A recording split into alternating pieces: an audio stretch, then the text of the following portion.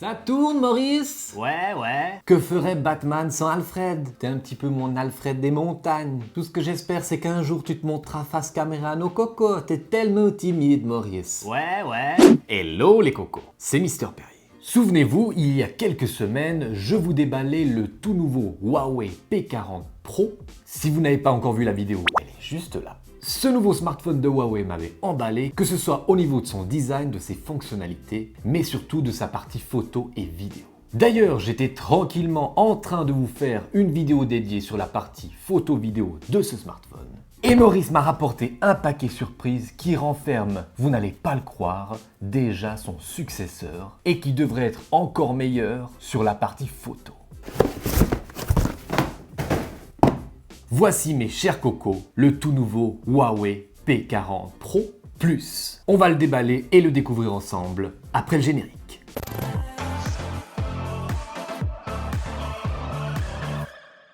À l'heure où je tourne cette vidéo, eh bien ce Huawei P40 Pro Plus n'est pas encore sorti, il a peut-être même pas été encore annoncé, donc c'est peut-être une exclusivité, mais je m'avance peut-être. En tout cas, je remercie la team Huawei Suisse qui fait un travail top de chez top. Alors ce nouveau P40 Pro Plus, qu'a-t-il de plus? Si on compare les deux boîtes, elles sont pratiquement identiques, à part le petit plus qui vient se rajouter devant. Niveau spec, au niveau de la capacité de la mémoire, nous étions sur 256 sur le Pro, et là nous passons à 512 sur le Pro Plus. Quand on fait de la photo, c'est toujours appréciable d'avoir un bon stockage. Bien sûr, vous pouvez toujours étendre cette mémoire grâce aux cartes Nano SD de Huawei. Au niveau de la RAM, on est sur 8 Go pour les deux modèles, ce qui est tout à fait suffisant pour faire tourner ces monstres de puissance. Ils sont tous les deux compatibles Dual SIM. Ils sont aussi prêts pour l'avenir, même si ça plaît pas à tout le monde, la fameuse 5G. Alors la 5G, pour ma part, même si elle est bien développée en Suisse, je ne l'ai pas encore testée à fond. Il faut dire que les débits actuels me suffisent amplement. Par contre, au niveau du design, eh bien son dos est maintenant en céramique.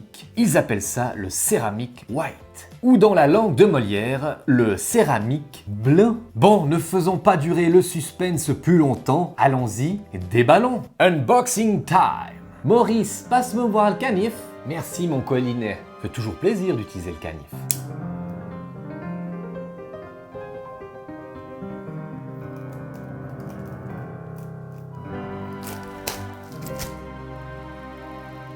Bon, on va garder le suspense pour la couleur, on va le mettre de côté. Comme d'habitude, le petit picot pour l'emplacement à carte Nano SIM ou carte Nano SD. Là-dedans, des manuels.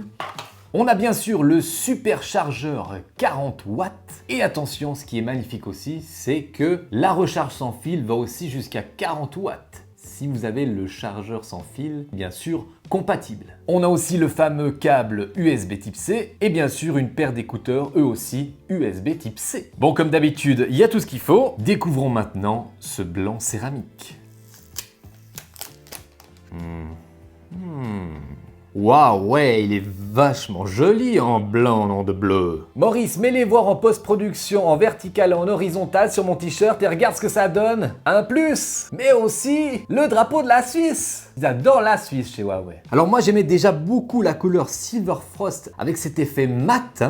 Et là, on est sur un effet plutôt brillant, donc céramique. C'est aussi très joli. En tout cas, dites-moi ce que vous en pensez. Vous préférez l'effet céramique ou plutôt l'effet mat Silver Frost de la version P40 Pro. Alors le design est tout à fait le même. On est toujours sur un écran 6,58 pouces. La dalle OLED est toujours aussi magnifique avec un taux de rafraîchissement de 90 Hz ou 90 Hz pour les Suisses qui donne toujours une fluidité magnifique. Et c'est aussi un très bon compromis pour la batterie car le 120 Hz bouffe énormément la batterie. L'écran est juste incurvé comme je les aime. Et on a bien sûr un tour en aluminium avec toujours en dessus un micro, un capteur infrarouge. Sur le côté droite, les boutons de volume, le bouton power avec un petit liseré rouge très sympathique. Et en dessous, un haut-parleur, un deuxième micro, le port USB type C et le tiroir à double nano SIM. Mais c'est bien sûr dans son dos que le plus intervient. On n'a plus 4 capteurs, mais cette fois 5 capteurs, mes chers cocos. Le capteur principal est toujours le même, c'est un 50 millions de pixels, ouverture 1.9, c'est un grand angle. Le deuxième capteur quant à lui est un 40 millions de pixels, ouverture 1.8 et lui va vous permettre de faire des photos ultra larges. Le troisième objectif est lui un 8 millions de pixels, ouverture 2.4 avec un zoom optique x3. Et là on arrive à la grande nouveauté, zoom, zoom, zoom. Nous avons un téléobjectif de 8 millions de pixels, ouverture 4.4 avec un zoom optique 10 fois et vous pouvez aller jusqu'à un zoom hybride x 100. Excellent si vous êtes un espion. Et on a aussi toujours le capteur 3D pour la profondeur de champ pour faire le fameux effet bokeh. Ce qui est aussi vachement appréciable au niveau du rectangle où se cachent tous les capteurs, c'est qu'il a été un petit peu agrandi et aplati, donc il ressort beaucoup moins qu'avant. Bon, je l'allume, je le configure et on en reparle. Alors voilà, la configuration et le transfert des données a été ultra simple grâce à Phone Clone, une application que je vous recommande que vous passiez d'un smartphone iOS ou Android. Vous allez voir, ça se passe picobello. Alors on a toujours bien sûr le capteur d'empreinte sous l'écran qui est toujours ultra rapide, mais aussi la reconnaissance faciale 3D qui elle aussi est ultra rapide, encore plus rapide que chez la concurrence. Au niveau de la version d'Android, eh bien on est sur la version open source à cause de Monsieur Trump.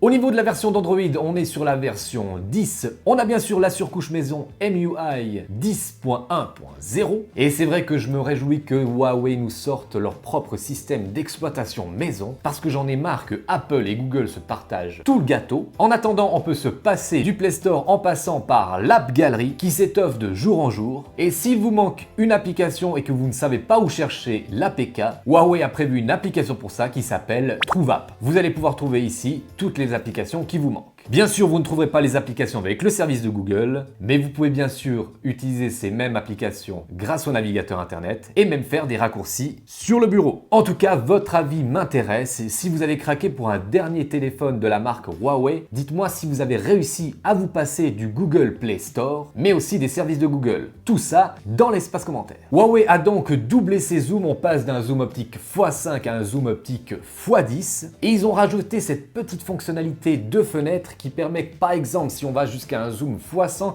eh bien de réussir à cadrer facilement et ça, c'est du tout bon. Je ne suis pas actuellement sur la dernière version logicielle pour ce P40 Pro Plus et j'attends aussi d'avoir les derniers résultats de DxOMark pour voir s'il se place en tête de liste. En tout cas, j'ai prévu de vous faire une vidéo complète sur la partie photo et vidéo de ces deux appareils car ils ont vraiment tous deux des qualités indéniables. Je prévois aussi de faire une vidéo complètement filmée avec ce Huawei P40 Pro Plus pour vous montrer qu'il peut être un outil de travail non seulement pour la photo mais aussi pour la vidéo. Au niveau tarif, le P40 Pro vous coûtez 1000 € ou 1000 francs suisses. Pour cette version Plus, vous allez devoir rajouter 400 € ou 400 francs suisses. Je vous dirai bien sûr dans mon comparatif vidéo-photo si ces 400 € ou ces 400 francs valent vraiment la peine. Bien sûr, si vous voulez vous procurer un de ces deux beaux machins, il y aura les liens dans la description. Comme d'habitude, si vous voulez soutenir la chaîne, n'hésitez pas à mettre un pouce méga bleu, à vous abonner et à activer la cloche de notification pour ne louper aucune nouvelle vidéo. Je vous dis à très bientôt pour un prochain vlog ou une prochaine vidéo. Faites très attention à vous.